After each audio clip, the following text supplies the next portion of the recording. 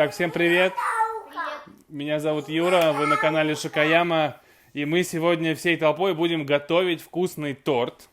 Название мы ему еще не придумали, но придумаем по ходу пьесы. Самое главное, что он очень вкусный получится, 100%. У нас бисквит непростой, он без муки, поэтому муки в этой рецептуре нет. Но есть другие ингредиенты. Это масло сливочное 130 граммов и темный шоколад 200 граммов. Это мы будем топить. Здесь 25 граммов какао, яйца. В общем, нам понадобится 7 яиц. То есть мы делим желтки и отдельно у нас белки. Главное, чтобы в белки не попали желтки. И сахар. 130 граммов сахара. Итак, первым делом мы должны поставить топиться наш шоколад и масло. Вот тут у меня водяная баня, она уже закипела. Я ее выключу и поставлю сверху масло и шоколад. Растопился наше масло с шоколадом. Вот готовая масса. Теперь мы ставим взбиваться наш белок. Как всегда, сахар мы в белок будем добавлять постепенно, по мере его взбивания. А можно я добавлю? Можно. Пока будет взбиваться, нам нужно добавить в нашу массу остальные ингредиенты. Прежде всего мы туда добавим какао, которое необходимо просеять. Для того, чтобы оттуда убрать твердые комочки, которые не разойдутся в нашем бисквите. Перемешиваем. Сколько будет жариться бисквиты? Они, я думаю, минут 10 будут готовиться. Итак, вот белок наш уже пошел пеной. Давай, Алиса, засыпай треть, не все, а 1/3 примерно. Сколько? Давай вместе засыпем. Вот так вот, все. Самое главное, шоколад и масло не должны быть горячими. Сейчас мы туда будем добавлять наши желточки. На, подержи. Давай, добавляй. И перемешиваем. Наша масса сразу, мы видим, начала густеть. Это хорошо. Все, мы перемешали. Засыпаем и половину от вот этого сахара еще. Давай вместе засыпем. Эта часть сахара у нас еще там разойдется. И мы добавим остальную часть и уже будем взбивать белки в такую плотную, но не очень плотную массу. Это важно. Этот момент не прозевать, когда они уже дошли до пика своего взбития, потому что дальше они только будут перебиваться и становиться рыхлыми. Этого нам не надо. Давай засыпаем оставшееся. Давай я засыплю. Все, засыпаем оставшийся сахар. Можем поднять чуть скорость. Следим за нашей массой шоколадной. У нас уже должен быть готов противень. Вот у меня здесь 2. Вот у меня здесь противень и решетка, на которой я буду отпекать наши бисквиты. Они у меня будут квадратной формы. Вот наши белки. То есть вот у нас плотная масса, но она еще такая живучая немного. Сначала добавляем часть белка сюда.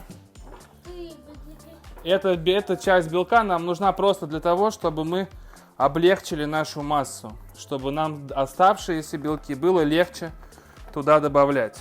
Все, наша масса стала более податливая.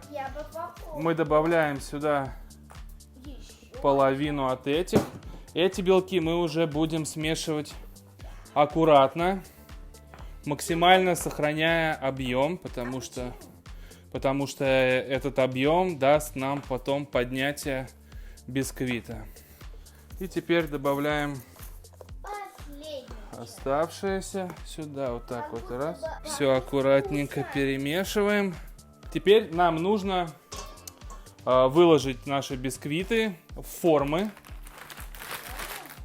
И аккуратненько все это дело отпечь. Учитывайте, что бисквит будет расползаться в процессе выпечки. И будет большим? И будет большим и взрослым. Оп, сняли. Теперь мы отпекаем при температуре 170 градусов с конвекцией порядка 10 минут, но надо смотреть по их готовности. Итак, прошли 15 минут, в итоге стояли бисквиты, я вам сейчас их покажу. Итак, вот они срослись. Мы их проверяем, просто трогая аккуратно. Если они упругие, то значит они готовы. Самое главное, после выпечки обязательно сразу же снять с горячего противня. Потому что на противне бисквит продолжает печься, продолжает сушиться. Вот эти еще на самом деле не готовы. Вот вы видите, да, я их трогаю. Вот видно, что остаются отпечатки. То есть бисквит не упругий. Этот еще 2 минуты у нас подождет на самом верху.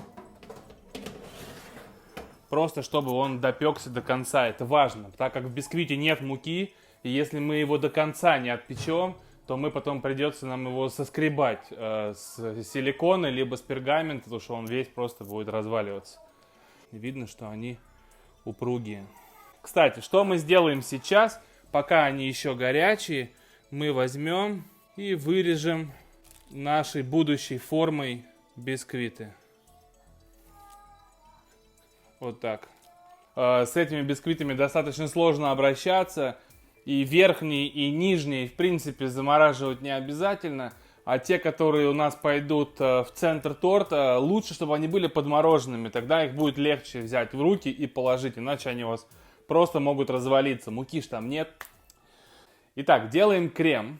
Крем у нас будет сегодня состоять из ингредиентов вот каких. Это масло сливочное. Тут его 400 граммов. Ну, пачка масла. Сахар. Также 400 граммов сахара. 1 яйцо и 2 желтка. Это нам будет основа для нашего крема. Ну и творог. Тут пачка творога 180 граммов и сметана 20%, 150 граммов. Вода. Воды сколько вообще не важно. Мы ее будем добавлять в сахар, варить сироп.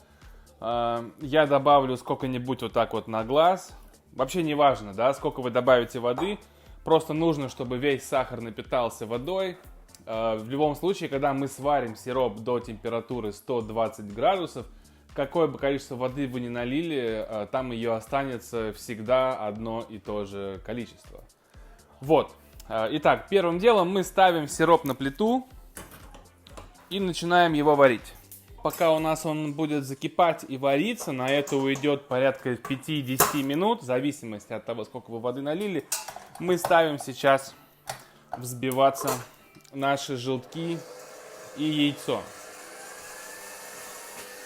У нас масло мы должны уже проверить, оно должно быть мягкое. То есть я его вытащил где-то за час примерно до готовки, чтобы оно размякло. Так его будет легче добавлять в крем. Ну и мы подготовим нашу часть творожно-сметанную. Можно какой-нибудь йогурт сюда добавить. Вместо этого мацони. Что важно знать, это то, что творог должен быть не зернистый, да, иначе его придется пробивать, протирать через сито. Все, вот, это моя творожная основа для крема. Итак, сироп у нас варится, яйца взбиваются. Все, мы сварили. Когда мы сварили сироп, мы должны подождать, пока он немного остынет, перестанет кипеть. Только после этого мы будем его заливать. Начинаем тоненькой струйкой вливать сироп. Итак, сейчас мы продолжаем взбивать. Мы заварили наши яйца. Основа для крема у нас начинает остывать. Мы начнем добавлять масло тогда, когда она уже остынет и станет такой слегка тепленькой. Это очень важно, потому что если мы начнем сейчас добавлять масло, оно просто там растает, и у нас будет не крем, а жидкий соус, яично-масляный. Также мы будем добавлять в торт клубнику. Замороженная клубника, она была собрана в пик своего сезона, то есть она максимально сладкая, максимально ароматная. В этом и ее как бы прикол, да. Никто не будет покупать и замораживать клубнику на больших производствах вне сезон. это слишком дорого, поэтому люди берут и в пик сезона собирают, замораживают, и поэтому она всегда ароматная, вкусная, сладкая. Собирать торт мы будем в нашем кольце, но это не кольцо, это бандаж квадратной формы. Также нам понадобится кондитерский мешок, чтобы этот крем выкладывать внутрь. Вот, собирать я буду сразу его на доске. На этой же доске я и буду его разделывать. Перемещать этот торт крайне сложно, потому что в бисквите нет муки. Он очень клейкий, он ко всему сильно прилипает.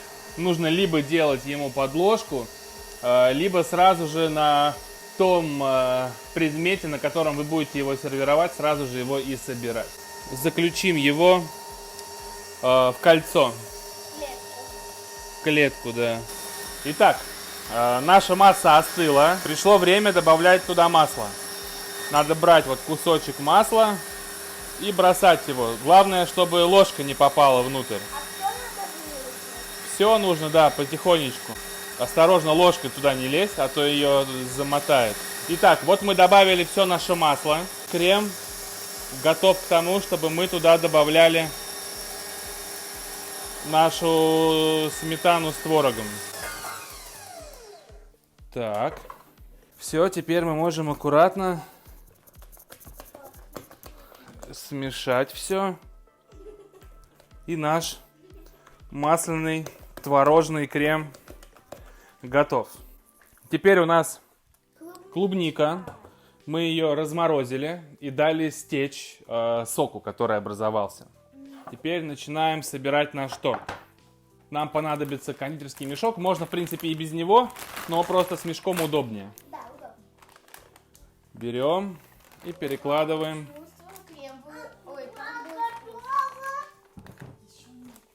Выкладываем крем тоненьким слоем. Давай теперь кладем сюда клубнику. Клубничку мы должны распределить будем на 3 наших слоя. Получается красиво. Здесь. Так, теперь мы берем следующий корж. Осторожно, дай-ка я возьму. Он у нас в морозилке. Чуть-чуть придавим. Выкладываем следующий крем. Выкладываем следующую клубничку. Все, выложили мы все наши коржи. Последний, которым мы завершим наш торт. Вау, красиво. Немножко прижмем. Вау, красиво. Теперь мы можем снять Вау, красиво. форму. Выложим сначала сюда крем, часть. И возьмем крем и обмазываем края. Итак, вот мы обмазали торт. Теперь нам осталось его украсить. А где клубника? Клубника в холодильнике.